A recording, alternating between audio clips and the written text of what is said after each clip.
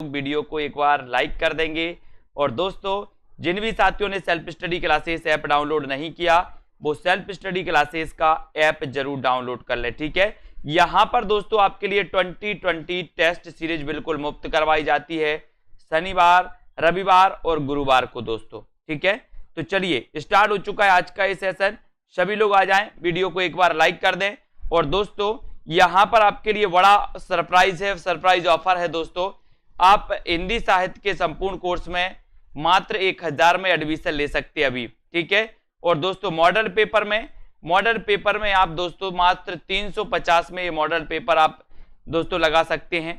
350 में 3000 प्रश्नों की टेस्ट सीरीज दोस्तों इसका अभ्यास कर सकते हैं, है ना। तो चलिए स्टार्ट करते हैं आज का ये सेशन। जिनको भी दोस्तों इसमें एडमिशन लेना है वो आज ही सेल्फ स्टडी क्लासेस का ऐप डाउनलोड कर लें। और दोस्तों स्टार्ट होता है आज का ये सेशन। आज का अपना प्रश्न है, आलोक पर्व निबंध के रचनाकार कौन है?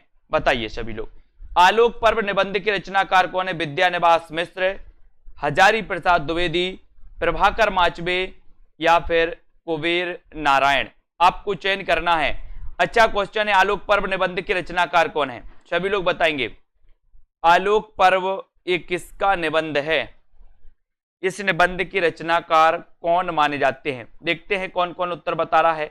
मैंने कई बार आपको चयन किया है दोस्तों कि आलोक पर्व, है ना, ये पढ़ा था ना अपन ने, यहीं तक पढ़ा था, बहुत बढ़िया। आलोक पर्व, पर्व तो बोले सर हजारों हैं, है ना।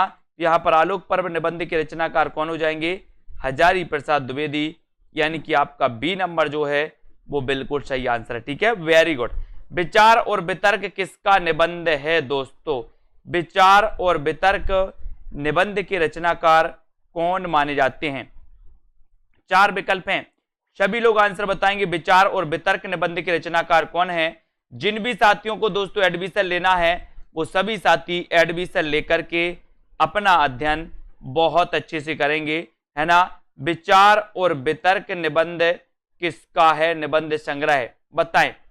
अच्छा क्वेश्चन है और बहुत बढ़िया आंसर आ रहा है सभी लोगों का कि सर विचार और वितर्क की बात करोगे तो ये हजारी प्रसाद द्विवेदी जी का निबंध संग्रह है, यानी आपका नंबर बी बिल्कुल सही हो जाएगा। बी नंबर आपका राइट आंसर हो जाएगा, हजारी प्रसाद द्विवेदी। अगला क्वेश्चन, रैदास किस धारा एवं शाखा के कवि थे? रैदास किस धारा एवं शाखा के कवि थे? सगुण धारा कृष्ण भक्ति शाखा के, निर्गुण धारा ज्ञानश्री शाखा के, निर्गुण धारा प्रेमश्री शाखा के, सगुण धारा राम भक्ति शाखा के? जल्दी से आपको चयन करना। रैदास किस धारा एवं शाखा के कवि थे? रैदास किस धारा एवं शाखा के कवि थे? सभी लोगों को बताना है, सभी लोग बताएंगे किस धारा और किस शाखा के कवि थे? रैदास, और रैदास का अपन ने पढ़ा है कि सर रैदास की बात करोगे तो ये रैदास संत थे, संत, यानी कि दोस्तों ये निर्गुण धारा ज्ञानश्री शाखा के, यानी कि आपका जो बी नंबर है वो बिल्कुल सही है। बी नंबर आपका राइट आंसर, निर्गुण धारा ज्ञानश्री शाखा के थे। केवल प्रेम लक्षणा भक्ति का आधार ग्रहण करने के कारण कृष्ण भक्ति शाखा में अश्लील विलासिता की प्रवृत्ति जागृत हुई। ये किसका कथन है? ये कथन देखना है दोस्तों, इसको थोड़ा सा छोटा कर लेते हैं अपन कि केवल प्रेम लक्षणा भक्ति का आधार ग्रहण करने के कारण भक्ति शाखा, कृष्ण भक्ति शाखा में अश्लील विलासिता की प्रवृत्ति जागृत हुई। ये कथन किसका है? ये कथन बताना है। जॉर्ज ग्रियर्सन का, मिश्र बंधु, रामचंद्र शुक्ल या फिर रामकुमार वर्मा? ये कथन किसका माना जाता है? ये दिमाग आपको ये दोस्तों ये बताना है आपको कि ये कथन किसका है, और उत्तर आपका हो जाएगा दोस्तों इस कथन का रामचंद्र शुक्ल जी का एक कथन है, यानी कि 3 नंबर आपका यहां पर बिल्कुल सही है, ठीक है, 3 नंबर राइट आंसर हो जाएगा। अगले क्वेश्चन का आंसर बताना है, सूफी कवियों का सबसे प्रिय अलंकार कौन सा है? सूफी कवियों का सबसे प्रिय अलंकार कौन सा है? सूफी कवियों का प्रिय अलंकार आपको चयन करना है। वक्रोक्ति है, समासोक्ति है, अनुप्रास या फिर श्लेष? सूफी कवि प्रायः दोस्तों क्या थे? मुसलमान कवि थे, ठीक है, अपन ने देखा है और दोस्तों पढ़ा भी है। तो यहां पर देखो सूफी कवियों का सबसे प्रिय अलंकार आपको बताना है। प्रिय अलंकार कौन सा था? सूफी कवियों का सबसे प्रिय अलंकार, आपने बिल्कुल सही आंसर बताया है। बोले सर इनका प्रिय अलंकार था समासोक्ति, है ना। समासोक्ति यानी कि 2 नंबर आपका बिल्कुल सही है। अगला क्वेश्चन देखो, इनमें से कौन सी कृति जायसी की अक्षय कीर्ति के आधार पर रची गई है? कौन सी कृति जायसी की अक्षय कीर्ति के आधार पर रची गई है? तो बताओ, पद्मावत, अखरावट, आखिरी कलाम या फिर उपर्युक्त तो सभी, बताएं।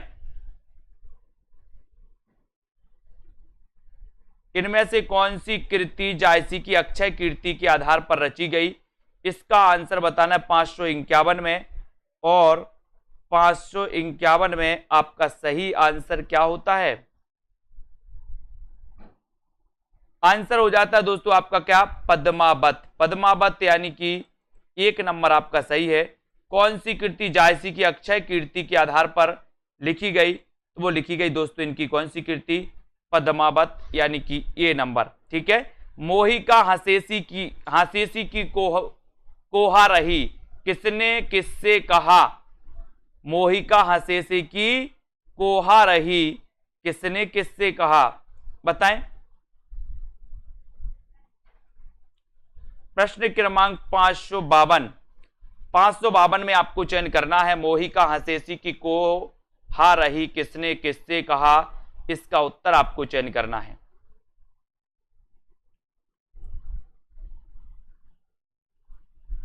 और सीधा आंसर चला गया। बोले सर लगा दो, जायसी ने शेरशाह सूरी से कही थी, है ना।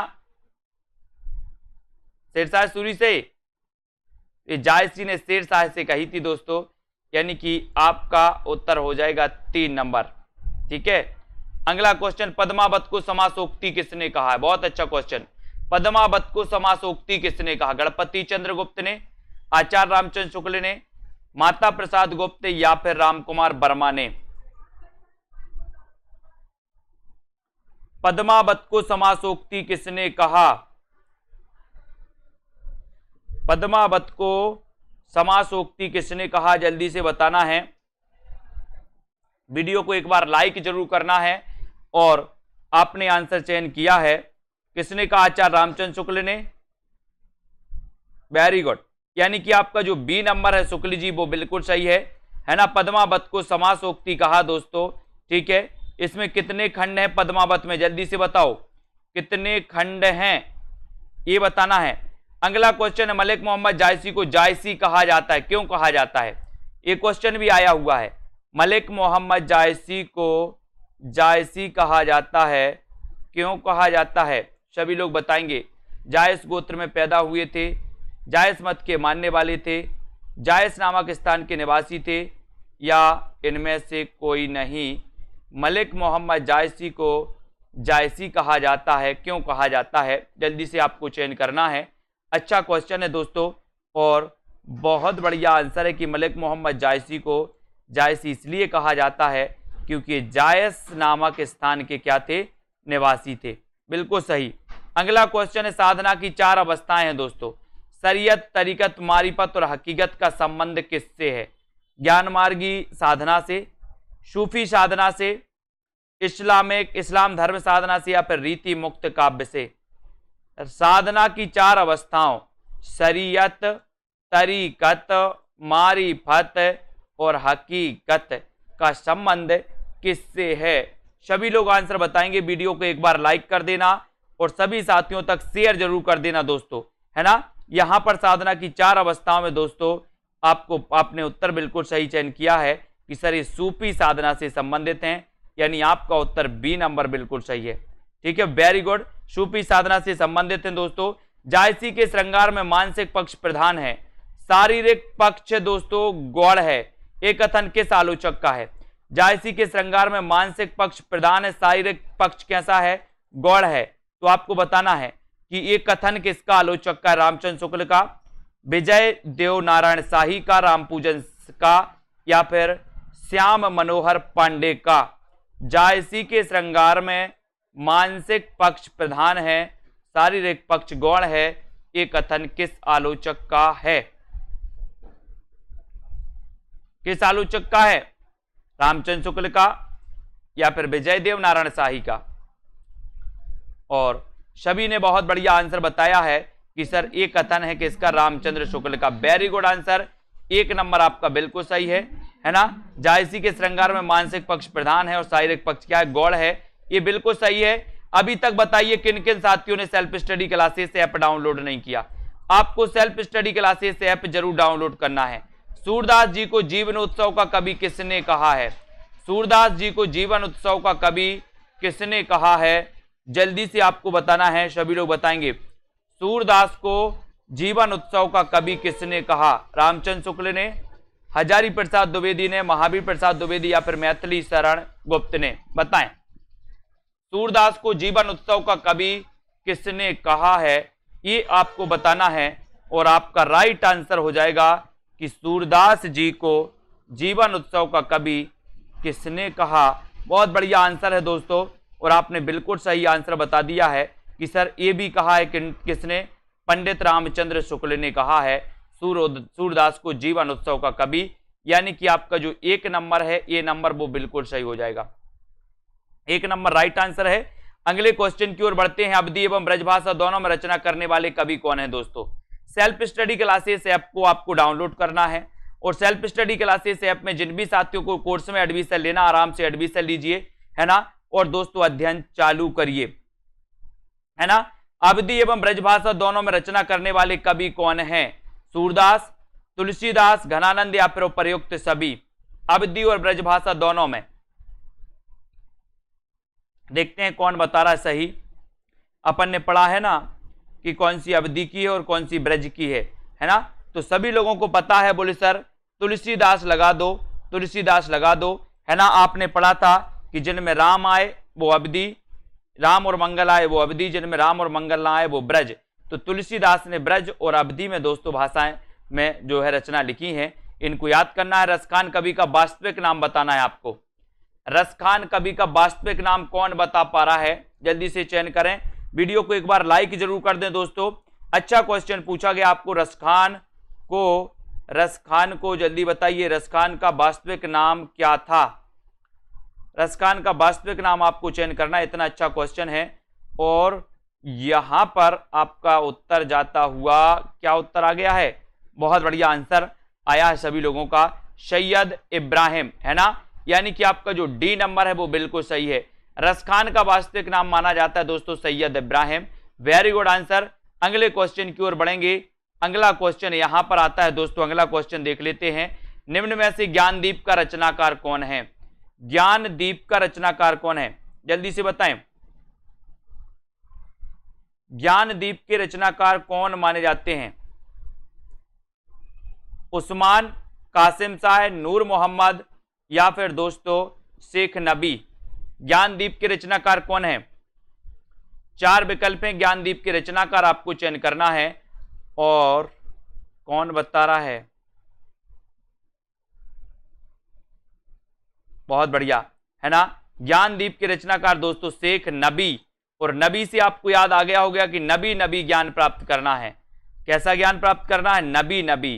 तो यहां पर शेख नबी हो जाएंगे। डी नंबर आपका सही हो जाएगा, 4 नंबर सही हो जाएगा। जहांगीर जस चंद्रिका के रचनाकार कौन है? जहांगीर जस चंद्रिका के रचनाकार कौन है? रहीम, आचार्य केशवदास, रसखान या फिर मलिक मोहम्मद जायसी? जहांगीर जस चंद्रिका ये किसकी कृति मानी जाती है? सभी लोग एक बार वीडियो को लाइक जरूर करते रहना दोस्तों, अपने मित्रों तक शेयर कर दें। और यहां पर जहांगीर जस चंद्रिका की रचनाकार आपसे पूछा गया तो आपका बिल्कुल सीधा आंसर जाएगा। क्या आ जाएगा? बोले सर ये जहांगीर जस चंद्रिका जो रचना है ये आचार्य केशवदास की है। 2 नंबर आपका आचार्य केशवदास बिल्कुल सही हो जाएगा। बी नंबर आपका बिल्कुल सही हो जाएगा। ठीक है, बी नंबर हो जाएगा। मंजू जी एक बार मोबाइल ऑफ करके चालू कर लो, सही हो जाएगा। यहां पर देखो, गद्य रचना को एक कला के रूप में ग्रहण करने वाले दोस्तों कलम की कारीगरी समझने वाले लेखक हैं तो कौन है? गद्य रचना को एक कला के रूप में ग्रहण करने वाले, कलम की कारीगरी समझने वाले लेखक कौन है? रामचंद्र शुक्ल, गोविंद नारायण मिश्र, बद्री नारायण भट्ट या फिर बद्री नारायण चौधरी? गद्य रचना को एक कला के रूप में ग्रहण करने वाले, कलम की कारीगरी समझने वाले लेखक कौन है? बताएं, लेखक कौन है? तो कलम की कारीगरी समझने वाले जो लेखक हैं दोस्तों, इसका आंसर चयन करना है। सेल्फ स्टडी क्लासेस ऐप अगर आपने अभी तक डाउनलोड नहीं किया तो self study classes app play store से डाउनलोड कर लो, जहां पर दोस्तों आपको फ्री 2020 टेस्ट सीरीज तो चल ही रही है, लगातार सप्ताह में 2 दिन चलती है ना। और यहां पर गद्य रचना को एक कला के रूप में ग्रहण करने वाली, कलम की कारीगरी समझने वाले जो लेखक हैं वो कौन है? बद्री नारायण चौधरी प्रेमगन। भारतेंदु युग के ये श्रेष्ठ लेखक माने जाते हैं दोस्तों, है ना। प्रेमगन जी भारतेंदु मंडल के कवि भी माने जाते, लेखक भी माने जाते हैं दोस्तों, है ना। घूरे का लत्ता बीने, घूरे के या घूरे का लत्ता बीने, कनातन का डाल बांधे, जैसा शीर्षक किस लेखक ने दिया था दोस्तों? बताएं, कनातन का डाल बांधे, घूरे का लत्ता बीने, है ना, ये बताना है आपको। बताइए ऐसे शीर्षक रचनाओं को जो दिया है दोस्तों वो किसने दिया है? भारतेंदु जी, प्रताप नारायण मिश्र, बालकन भट्ट या फिर बद्री नारायण चौधरी प्रेमघन? वीडियो को लाइक जरूर करना है और दोस्तों अपने मित्रों तक शेयर करते रहो। घूरे का लत्ता बीने, कनातन का डाल बांधे, इसका आंसर आपको चयन करना है। और यहां पर आपका बिल्कुल सही है प्रताप नारायण मिश्र, यानी कि आपका जो 2 नंबर है वो बिल्कुल सही हो जाएगा। बी नंबर आपका सही हो जाएगा। बिहारी किस काल के कवि हैं? बिहारी किस काल के कवि हैं? आदिकाल, रीतिकाल, आधुनिक काल या फिर भक्ति काल? बिहारी किस काल के कवि हैं? जल्दी से सभी लोग बताएंगे किस काल के कवि हैं बिहारी जी? आदिकाल, रीतिकाल, आधुनिक काल या फिर भक्ति काल?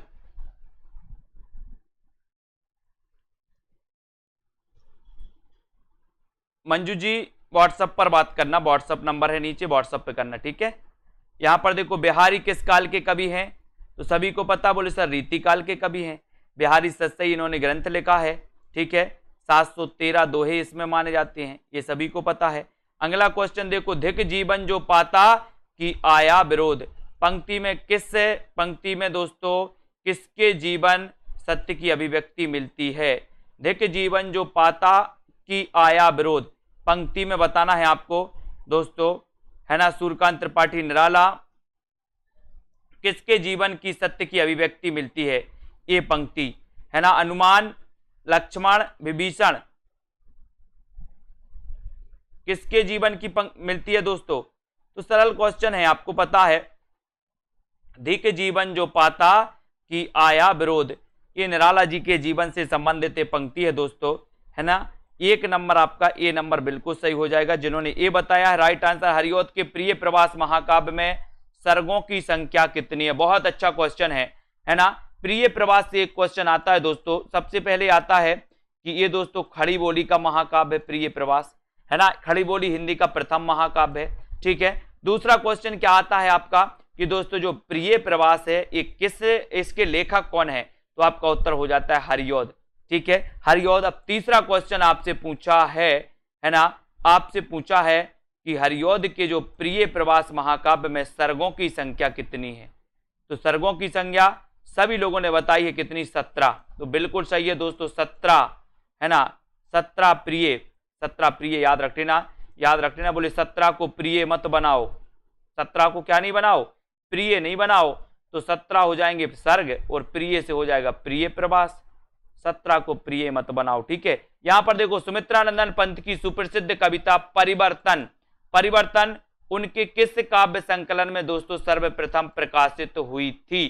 पंत की सुप्रसिद्ध कविता परिवर्तन बताना है आपको। गुंजन, ग्राम्या, पल्लव या फिर युगांत? तो आपका उत्तर क्या हो जाएगा यहां पर? हाँ, 1914 का ये ग्रंथ माना जाता है दोस्तों, बिल्कुल सही है। सुमित्रानंद पंत की प्रसिद्ध कविता परिवर्तन उनके किस काव्य संकलन में सर्वप्रथम प्रकाशित हुई है? तब आपका सीधा उत्तर जाएगा, है ना। क्या जा रहा है? क्या हो जा रहा है दोस्तों? पल्लव में, यानी कि आपका सी नंबर जो है वो बिल्कुल सही है।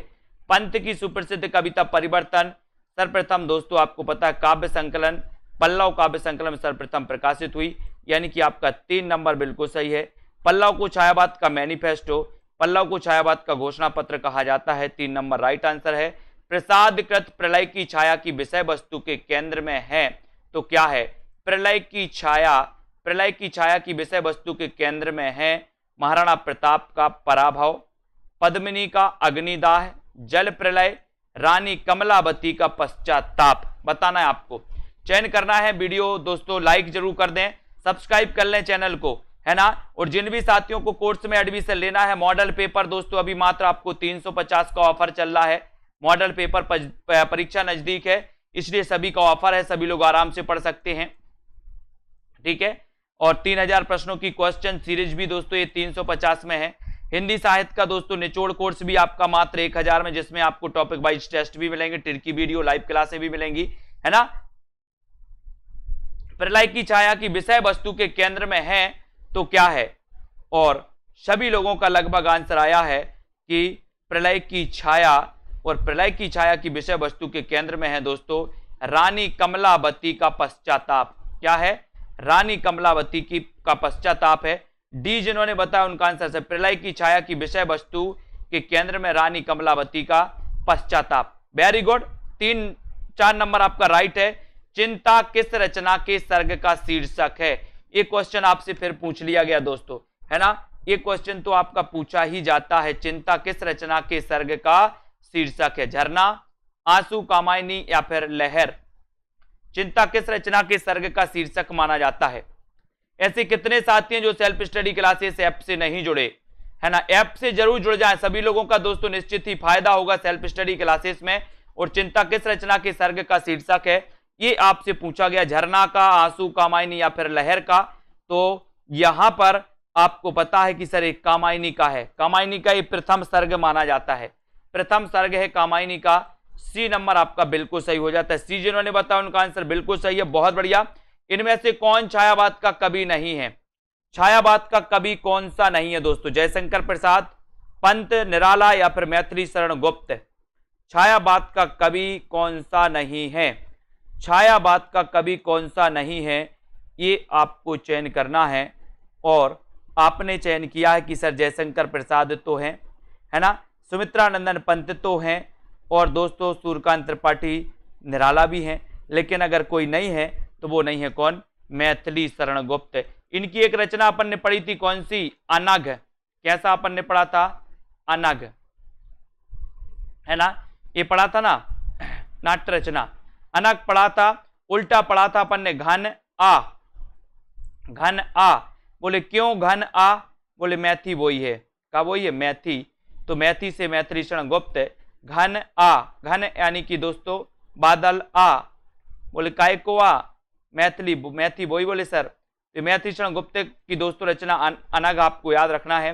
और जो दोस्तों अपने मैथिली शरण गुप्त हैं ये छायावाद के कवि नहीं है, है ना। अष्टछाप के प्रमुख कवि नंददास किसके शिष्य थे? बहुत बढ़िया क्वेश्चन है।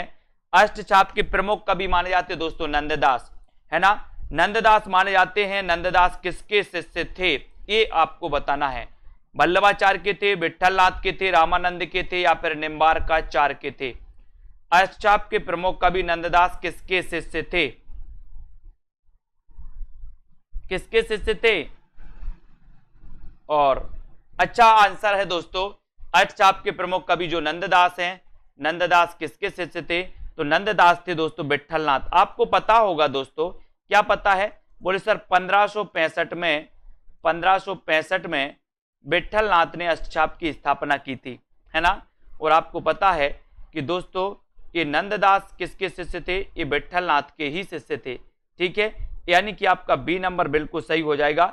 विठलनाथ ने वल्लभ संप्रदाय में किस तरह की पूजा पद्धति का समावेश किया? बहुत बढ़िया आंसर है दोस्तों, प्रश्न बताना है।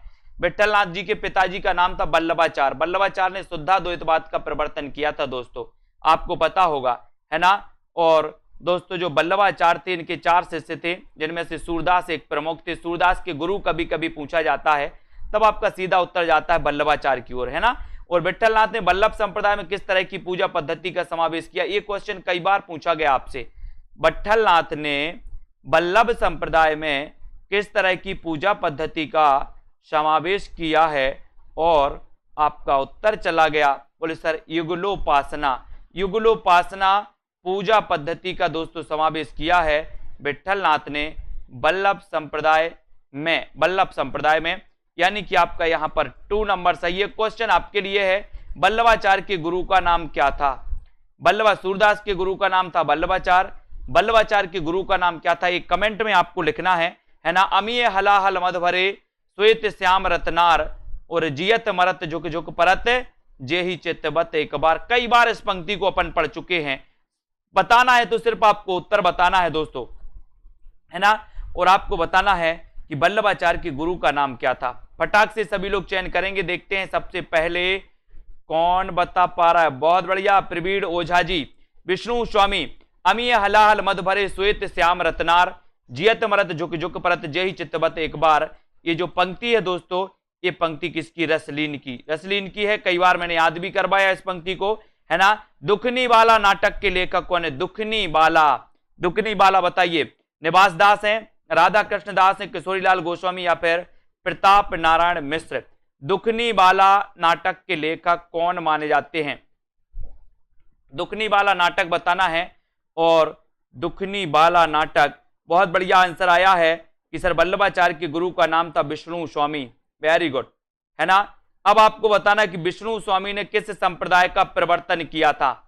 विष्णु स्वामी ने किस संप्रदाय का प्रवर्तन किया था वो भी बता देना, वो भी काय को रह जाए, है ना। तो यहां पर दुखनी वाला नाटक बताना था और आपका सीधा उत्तर है दोस्तों राधा कृष्ण दास, यानी 2 नंबर। दुखनी वाला जो होते हैं, जो सर दुख वाले जो होते हैं वो राधा कृष्ण के पास जाते हैं, है ना, तो उनके दुख दूर हो जाते हैं। 2 नंबर आपका बिल्कुल सही है। अपने कुकर्मों का फल चखने में कड़वा परंतु दोस्तों परिणाम में मधुर होता है, ये कथन किसका है? ये कथन बताना है अपने कुकर्मों का फल चखने में। तो यहां पर दोस्तों भट्टार्क का कथन है, ये अलग है। 4 नंबर भट्टार्क आपका सही हो जाएगा, है ना। पाल गोमरा का स्कूटर कहानी के लेखक कौन है? पाल गोमरा का स्कूटर बताएं।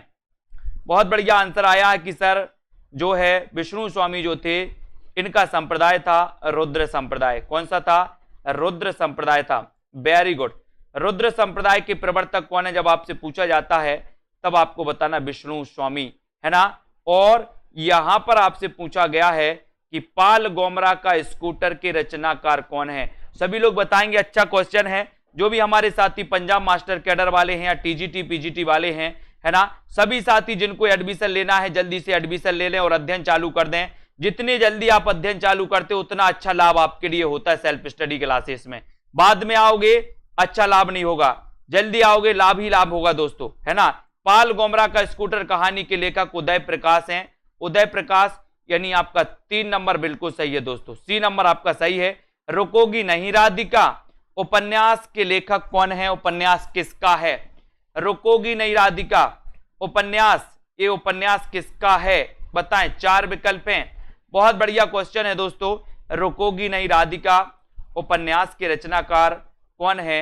ये उपन्यास किसका है? ये आपको चयन करना है। वीडियो को लाइक करते हुए शेयर जरूर करना दोस्तों, है ना। आगे बढ़ते जाना है, वीडियो को शेयर करते रहना है। रुकोगी नहीं राधिका की उपन्यासकार आपको बताना है दीप्ति खंडेलवाल, राजी सेठ, मंजुल भगत या फिर उषा प्रियमवदा। और बढ़िया आंसर है रुकोगी नहीं राधिका। रुकोगी नहीं राधिका की उपन्यासकार जो मानी जाती हैं वो कौन है दोस्तों? उषा प्रियमवदा। उषा प्रियमवदा, वेरी गुड, बहुत बढ़िया आंसर। डी नंबर आपका वेरी गुड आंसर है। महाभोज मन्नू भंडारी का कैसा उपन्यास है दोस्तों? बहुत अच्छा क्वेश्चन है। सबसे पहली बात तो यही है कि महाभोज मन्नू भंडारी का उपन्यास है। अब ये कैसा उपन्यास है ये भी आपको बताना। ऐतिहासिक है, राजनीतिक है ना, धार्मिक है या फिर आंचलिक है? महाभोज, यहां पर राज लिखा है दोस्तों, यहां पर राजनीतिक है ना, उल्टा लिख गया यहां पर जे। राजनीतिक, ऐतिहासिक, धार्मिक या फिर आंचलिक? सभी लोग बताएं। सबसे बड़ी बात तो महाभोज मन्नू भंडारी का ये तो सभी को पता है, लेकिन आपको ये भी पता होनी चाहिए कि ये किस प्रकार का दोस्तों उपन्यास माना जाता है। तब सीधा आंसर आपका जाता है, कहां जाता है? बोले सर ये जो महाभोज मन्नू भंडारी का उपन्यास है ये राजनीतिक उपन्यास माना जाता है। राजनीतिक यानी कि 2 नंबर, क्योंकि राजनीति में आपने देखा होगा महाभोज मचा रहता राजनीति, महाभोज, है ना। तो ये राजनीतिक उपन्यास है दोस्तों। आलोचना को कला की सजगता किसने कहा है? बहुत बढ़िया क्वेश्चन। आलोचना को कला की सजगता किसने, आज ही क्वेश्चन पढ़ा था और एक क्वेश्चन पूछा भी गया है, आज ही अपन ने पढ़ा था। आलोचना को कला की सजगता किसने कहा है? बताओ, आलोचना को कला की सजगता किसने कहा है?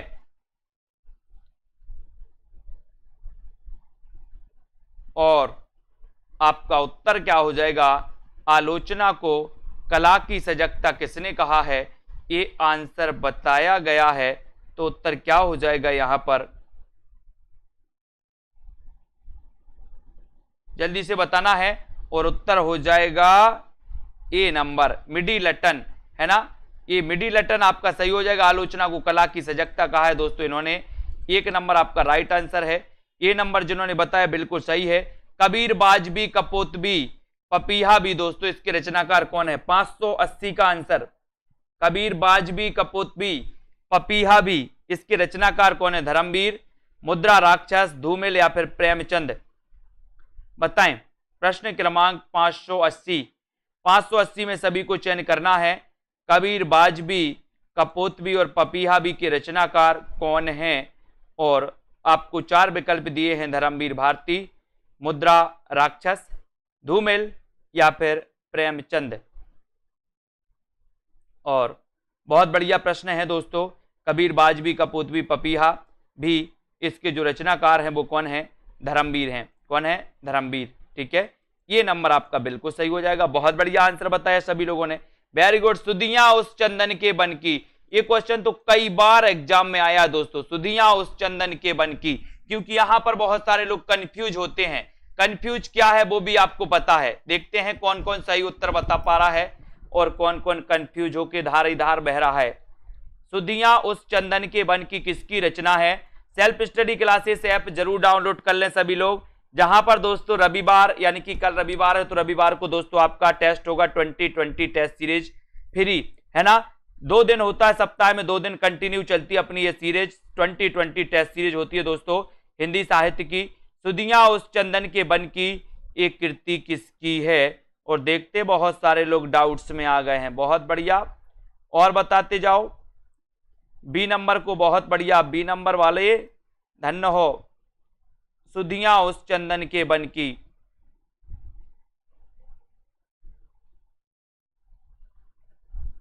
जिन्होंने बी बताया है वो थोड़ा सा और अध्ययन करें, है ना। जिन्होंने सी बताया है उनका आंसर बिल्कुल सही है।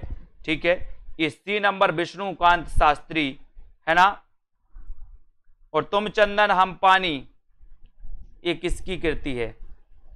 तुम चंदन हम पानी, सुधियां उस चंदन के बन की, बताएं जल्दी से। सुधियां उस चंदन के बन की और तुम चंदन हम पानी, बताएं। यही में होते ना, तुम चंदन हम पानी और सुधियां उस चंदन के बन की, यही कंफ्यूजन होता है आप लोगों का, है ना। तो यहां पर तो आपका उत्तर 3 नंबर है दोस्तों, 3 नंबर है। ठीक है, बहुत बढ़िया। अगला क्वेश्चन देखो, लाल तारा की विधा क्या है? लाल तारा की विधा बताना है। राम वृक्ष बैनीपुरी का दोस्तों ये क्या है? रेखा चित्र है, संस्मरण है या फिर यात्रा वृत्त है? लाल तारा,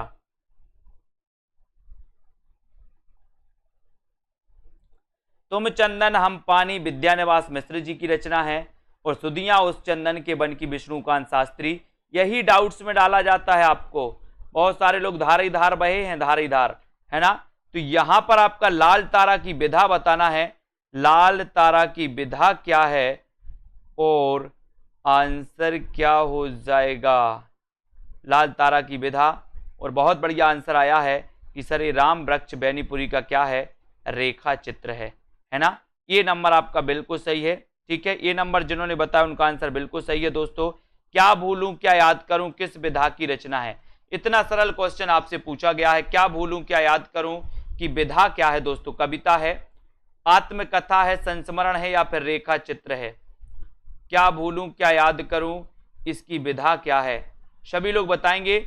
वीडियो को लाइक करते चलना दोस्तों, अपने मित्रों तक शेयर जरूर करना है। और यहां पर क्या भूलूं क्या याद करूं, सभी को पता है कि सर ये क्या है? ये 4 भागों में है दोस्तों, 4 भागों में है ना, 4 भागों में प्रकाशित है। और क्या भूलूं क्या याद करूं, ये आत्मकथा मानी जाती है। और ये आत्मकथा किसकी है? हरिवंश राय बच्चन, हरिवंश राय बच्चन की है। यहाँ पर आपका 2 नंबर तो बिल्कुल सही आंसर हो जाएगा, बी नंबर सही हो जाएगा। एक कहानी यह भी किसकी आत्मकथा है? एक कहानी यह भी आत्मकथा के लेखक कौन है? मन्नू भंडारी, मृदुला गर्ग, कृष्णा सोपती या फिर चित्रा मुदगल। एक कहानी यह भी किसकी कहानी है? किसकी किसकी आत्मकथा है? बताएं। एक कहानी यह भी आत्मकथा के लेखक कौन माने जाते हैं? आंसर चयन करना है, वीडियो को लाइक करना है, चैनल को सब्सक्राइब कर लेना है। चाहते हो कि इंफॉर्मेशन मिले तो बेल आइकन को दबा देना है, ठीक है। एक कहानी यह भी किसकी आत्मकथा मानी जाती है? और सभी लोगों ने बताया है कि सर ये आत्मकथा मन्नू भंडारी की है ना। तब आपका 1 नंबर जो है वो बिल्कुल सही हो जाता है दोस्तों। मन्नू भंडारी एक कहानी यह भी। भारतेंदु बाबू हरिश्चंद्र का जीवन चरित्र ग्रंथ के रचनाकार कौन है? भारतेंदु बाबू हरिश्चंद्र का जीवन चरित्र ग्रंथ के रचनाकार कौन माने जाते हैं? सेल्फ स्टडी क्लासेस ऐप पर आए दोस्तों, बढ़िया तरीके से मस्ती से पढ़ें, है ना। जहां आपके लिए बहुत बढ़िया फ्री कोर्स भी है दोस्तों, फ्री वीडियो भी है, फ्री टेस्ट भी है, तो वहां पर पेड कोर्स भी है, जिनको जो कुछ पढ़ना हो पढ़ सकते हो। भारतेंदु बाबू हरिश्चंद्र का जीवन चरित्र ग्रंथ के रचनाकार कौन है? ये आपको उत्तर बताना है और आपका सीधा उत्तर जाएगा भारतेंदु बाबू हरिश्चंद्र का जीवन चरित्र ग्रंथ के रचनाकार हैं। रचनाकार कौन है? रचनाकार कौन है दोस्तों, है ना? राधा कृष्ण दास, श्याम सुंदर दास या फिर दोस्तों श्रीधर पाठक, महावीर प्रसाद द्विवेदी। और बहुत सारे लोगों ने सही आंसर बताया कि भारतेंदु बाबू हरिश्चंद्र जीवन चरित्र ये राधा कृष्ण दास ने लिखा है। ये नंबर आपका बिल्कुल सही है। एक जिन्होंने बताया उनका आंसर सही। नई कविता और अस्तित्ववाद के लेखक कौन है? नई कविता और अस्तित्ववाद के रचनाकार कौन है? जल्दी से बताएं। नई कविता और अस्तित्ववाद हजारी प्रसाद द्विवेदी, रामविलास शर्मा, नामवर सिंह या फिर अज्ञे। नई कविता और अस्तित्ववाद के लेखक कौन माने जाते हैं? चयन करना है आपको। नई कविता और अस्तित्ववाद, इसके रचनाकार कौन है? अच्छी प्रैक्टिस होती है दोस्तों, आप लोगों को प्रैक्टिस करते रहना है। और यहां पर बहुत सारे लोगों ने आंसर चयन किया है कि नई कविता और अस्तित्ववाद के जो लेखक माने जाते हैं वो माने जाते हैं कौन? रामविलास शर्मा, यानी कि 2 नंबर आपका बिल्कुल सही है, ठीक है। रामविलास शर्मा माने जाते हैं दोस्तों। बी जिन्होंने लगाया उनका आंसर बिल्कुल सही है। सपाट है, उनको 1 नंबर दे दिया जाता है। किस कृति के लेखक रामविलास शर्मा हैं? किस कृति के लेखक रामविलास शर्मा? हिंदी के विकास में अपभ्रंश का योगदान, दूसरी परंपरा की खोज, छायावाद या फिर भाषा और समाज। किस कृति के लेखक रामविलास शर्मा है? ये क्वेश्चन हमेशा आता है दोस्तों, किस कृति के लेखक रामविलास शर्मा माने जाते हैं, ये आपको बताना है। और सीधा सीधा आपका क्वेश्चन जाता है। जितनी ज्यादा प्रैक्टिस करो उतना ज्यादा दोस्तों आपको अच्छा लगेगा, कॉन्फिडेंस आएगा। उत्तर हो जाएगा दूसरी परंपरा की खोज। किस कृति के लेखक रामविलास शर्मा है? तो बी नंबर आपका सीधा उत्तर चला जाता है। गीत फरोश किसकी रचना है? गीत फरोश के रचनाकार कौन है? गीत फरोश धर्मवीर भारती, भवानी प्रसाद मिश्र, हरिनारायण व्यास या फिर हरिवंश राय बच्चन। गीत फरोश के रचनाकार कौन माने जाते हैं? ये आंसर आपको बताना है। गीत फरोश के रचनाकार कौन है? जल्दी से सभी लोग चयन करेंगे। उत्तर आपका क्या हो जाएगा? और गीत फरोश बोले भवानी के गीत परोस, है ना, भवानी के गीत परोस। कोई आपके यहाँ गाने बजाने आए तो आप उससे कहना कि भवानी के गीत परोस यार, हमें ये फिल्मी नहीं सुनना। किसके गीत परोस? भवानी के। तो उत्तर बी नंबर 2 नंबर आपका सही हो जाएगा। प्रेमचंद जी की किस कहानी में बाल चरित्र का अनोखा वर्णन किया गया दोस्तों? प्रेमचंद की वो कहानी कौन सी है जिसमें बाल चरित्र का अनोखा वर्णन किया गया? एक तो शतरंज के खिलाड़ी, कफन, सभ्यता का रहस्य या फिर ईदगाह है। प्रेमचंद जी की किस कहानी में बाल चरित्र का अनोखा वर्णन किया गया है? आपसे पूछा यही गया है और आपने उत्तर भी लगा दिया है। क्या लगा दिया? बोले सर कहानी में बाल चरित्र का जो अनोखा वर्णन किया गया वो दोस्तों ईदगाह कहानी है। कौन सी? ईदगाह कहानी है। यानी कि दोस्तों आपका उत्तर हो जाएगा क्या? 4 नंबर, ठीक है। 4 नंबर आपका सही होगा, ठीक है, बहुत बढ़िया।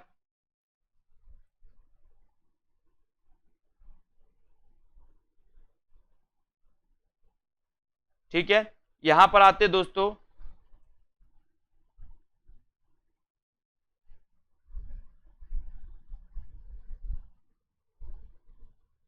राजेंद्र यादव की कहानी कौन सी है? राजेंद्र यादव की कहानी कौन सी है?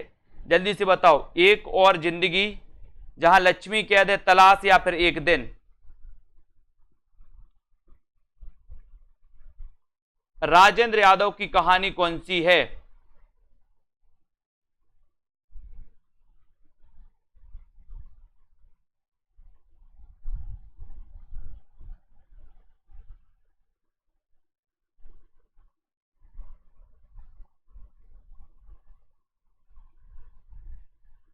राजेंद्र यादव की कहानी बताना है दोस्तों, और आपका बिल्कुल सही आंसर चला जाता है। बोले सर ए आपका उत्तर हो जाएगा। ठीक है, राजेंद्र यादव की कहानी कौन सी है? राइट आंसर है दोस्तों, जहां लक्ष्मी कौन सी है, जहां लक्ष्मी कैद है वो है राजेंद्र यादव। ठीक है, यानी 2 नंबर आपका बिल्कुल सही है ना, इसका आपका बिल्कुल सही आंसर हो जाएगा। ठीक है, सभी लोग वीडियो को लाइक जरूर करेंगे दोस्तों। जिन भी साथियों ने अभी तक वीडियो को लाइक नहीं किया वो लाइक कर दें। और ये 2020 टेस्ट सीरीज होती है दोस्तों ऐप पर, इसको आपको पढ़ना है, निरंतर अध्ययन करना है। ठीक है, इसमें सभी लोग आए, self study classes app download कर लें। ये दोस्तों आपके लिए सीरीज चलाई जा रही, बिल्कुल फ्री सीरीज चलाई जाती है 2020 टेस्ट सीरीज, तो आप लोग जुड़ सकते हैं। सप्ताह में 2 दिन टेस्ट सीरीज होती है। और दोस्तों आपके लिए ऑफर है, मॉडल पेपर, टीजीटी का मॉडल पेपर आप 350 में कोर्स में एडमिशन ले सकते हैं। ठीक है, और दोस्तों यहां पर 3000 प्रश्न का 350 में कर सकते हैं। और यहां पर दोस्तों हिंदी साहित्य निचोड़ कोर्स में 1000 में एडमिशन ले सकते हैं। ठीक है, इसको आपको याद करना है। सभी लोग दोस्तों इसी प्रकार से अध्ययन करेंगे। ठीक है, और यहां पर कौन सा क्वेश्चन पूछा गया?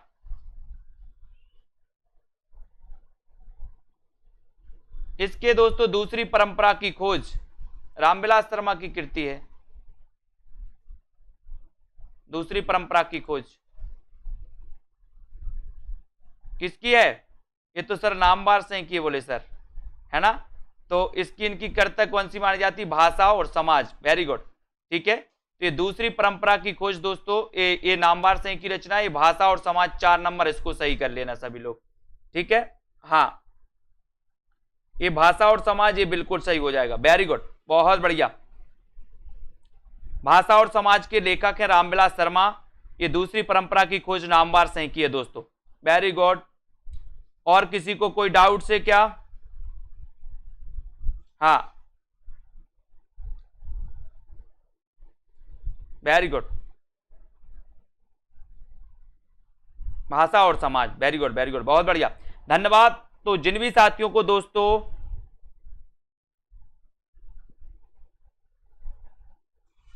वीडियो को लाइक नहीं किया वो वीडियो को लाइक जरूर करेंगे, है ना। और दोस्तों अपने मित्रों तक शेयर जरूर करते रहें, और दोस्तों अध्ययन करते रहें इसी प्रकार से।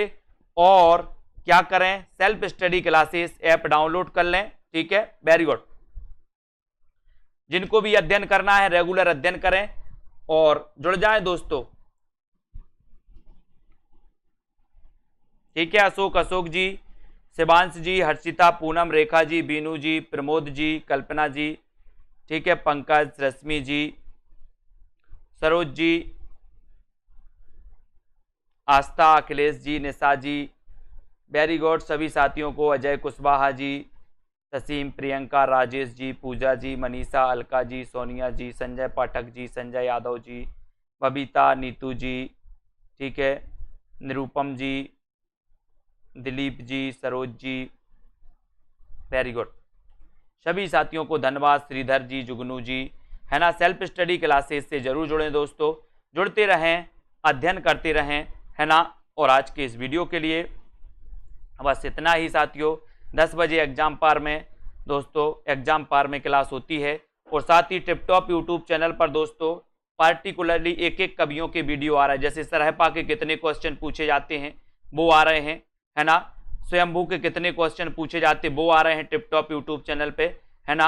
और दोस्तों पुष्पदंत से कितने क्वेश्चन बनते हैं हमेशा, वो क्वेश्चन, ऐसे ऐसे एक एक कवियों के पार्टिकुलरली क्वेश्चन आ रहे हैं वीडियो में।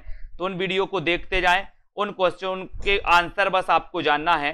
ठीक है, तो टिप टॉप यूट्यूब चैनल पर भी आप लोग देखें, वहां पर आपके लिए बहुत फायदेमंद दोस्तों वीडियो आ रहे हैं, सभी लोग देखें, है ना। एग्जाम पार यूट्यूब चैनल पर आपके लिए दोस्तों अभी रात्रि में 10 बजे क्लास आती है, वो भी देखें, ठीक है। धन्यवाद सभी साथियों को, रश्मि, रेखा जी, है ना, पूजा जी, लवली जी, सोनू सिंह जी, धन्यवाद। जुड़ते रहें, वीडियो को लाइक करें, जिनको एडमिशन लेना है वो एडमिशन लेकर के दोस्तों अध्ययन करें। आपको करना क्या है, self study classes app download करना है, ऐप डाउनलोड करना है।